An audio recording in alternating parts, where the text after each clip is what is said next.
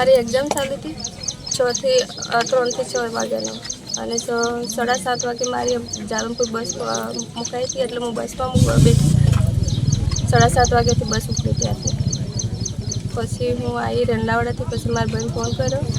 કે ભાઈ મને લેવા માટે આવજે અને આપણે સીટાદરા ચોકડી પર એવું કીધું મેં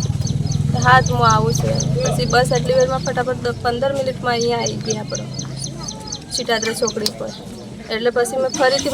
બસમાં ઉતરી એટલે મારો ભાઈ આવ્યો નહીં એટલે મેં કીધું તું કેમ આવ્યો નહીં એમ કરી મેં ફોન પાછો કર્યો કે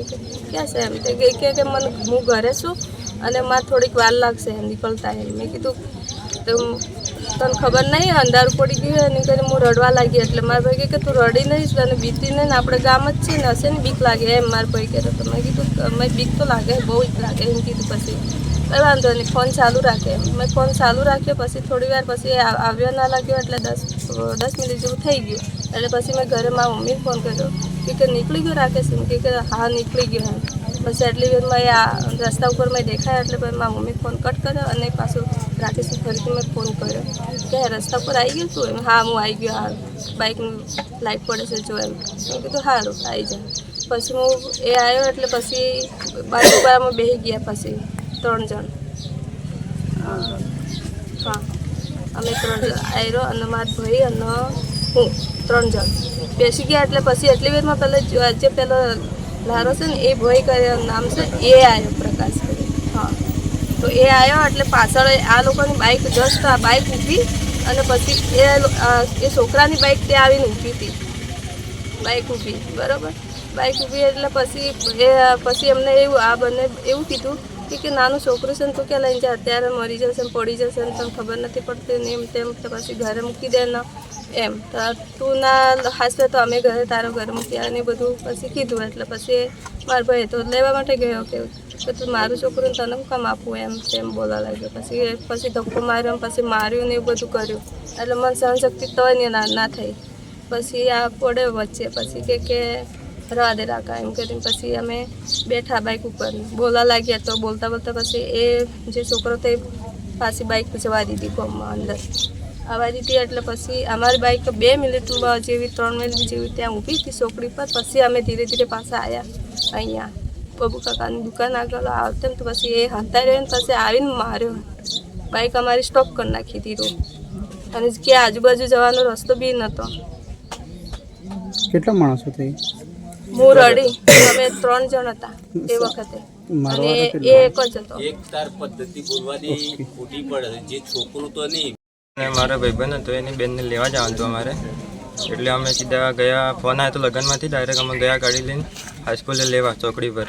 મોડું થઈ ગયું હતું અંધારું થઈ ગયું હતું 8:30 ઉપર થઈ ગયો ટાઈમ એટલે આ બેન આવી ગઈ હતી ત્યાં પહોંચી ગઈ હતી અમારા ઉપર અમે મોડા પહોંચ્યા હતા ત્યાં બસ નીકળી ગઈ ત્યાં ઉતરી ગઈ હતી બેન અમે મોડા પહોંચ્યા એટલે પહોંચી ગયા હતા ધીમે ધીમે અમે ગાડીમાં બ્રેક નથી ખાસ અને લાઇટ નથી અમે લઈને પાછા વળતા હતા એટલે પ્રકાશ કરીને તરાણ ગામનો છે તે ગાડીની સામે આવ્યો નાનું છોકરીને આગળ બેસાડી એ પૂરું પીધેલો હતો અને અમે ગાડી વાળતા હતા એટલે ગાડી આગળ વહીને ઊભી કરી દઈએ અને જેવી ગાડી ઊભી કરી એટલે અમે કીધું છોકરાને ક્યાં ફરે છે છોકરા ભાગી જશે તો મરી જશે એમ કરી એટલે છોકરાની લીધે થોડી બોલાચાલી છે છોકરો આપી દે અમે તારા ઘરે મૂકી દઈશું એમ છોકરા લીધે મગજમારી કરી રાકેશ ઉતર્યો છોકરી લેવા પણ એ પહેલાં પ્રકાશ કરીને છે ને એને ધક્કો માર્યો આપણે રાકેશને થોડું સહન ના થયું એટલે પ્રકાશે પાછી એક બીજી લાપેટ મારી રાકેશને તો બી સહન કર્યું તો થોડીક પછી સામા તમે બોલાચાલી કરી મેં છૂટા કર્યા પ્રકાશને કીધું તું તારી રીતે છોકરાને જતો રહે અમે અમારી રીતે આવીએ છીએ એટલે પ્રકાશ ધીમે ધીમે આગળ જતો રહ્યો અમે બહુ ધીમે ધીમે પાછળ 2 મિનિટ ઊભા રહ્યા અને આગળ જવા પછી આપણે ધીમા જઈએ એમ એટલે અમે પાછળ ધીમે ધીમે ગયા એ જેવો આગળ અહીંયા અંધારામાં લાભ લઈ અમને લાકડું આગળ ઊભું રાખી લઈને આવી ગયો અને સીધું મારવા કોશિશ કરી છે અને લાકડું મને વાગતા મેં પહેલાં પાછળ વાગી ગયું રાકેશને આ દીદી પાછળ બેઠી હતી લાસ્ટમાં શું થયું પછી રાકેશ તરત નીચે પડી ગયો એના માથામાં મેં ખૂન જોયું એટલે મારા જોડે ફોન નહોતો આ દીદી ડિપ્રેશનમાં હતી એટલે મેં આને કીધું નહીં હું ફોન કરાવીને આવું એમ કશું કીધું નહીં હું ડાયરેક્ટ ભાભીને ગયો ફોન લેવા ફોન કર્યો મેં આજુબાજુ બધાને પછી બધા જમા કરે પછી પોલીસ સ્ટેશન જાણ કરીને બધું પોલીસ સ્ટેશન જાણ કરી ગાડી લેવા આવી શું માંગ છે તમારી માગણી શું છે તમારી? ન્યાય મળે. આદિવાસી સમાજનું ન્યાય મળે. આવી રીતે આ છોકરાઓ રાતે છોકરીઓ લઈને આવતા હોય તો હેરાન કરે અને છેડછાડી કરે, આવી રીતના ન્યાય આપો એમ. બોલો. અમારી આ પુષ્પાબેનને એમએડની પરીક્ષા આપે છે એટલે એક્ઝામ પૂરી કરીને બસમાં આવી અને છેડાદરા હાઈસ્કૂલના ત્રણ રસ્તા ઉતરી અને ફોન કર્યો હશે એના ભાઈને રાકેશને લેવા આવે એટલે 5 મિનિટ લેટ પડ્યો, પાછો ફોન કર્યો એટલે ત્યાં લેવા પહોંચ્યા ખરા, પણ જે આ પ્રકાશકુમાર છે એ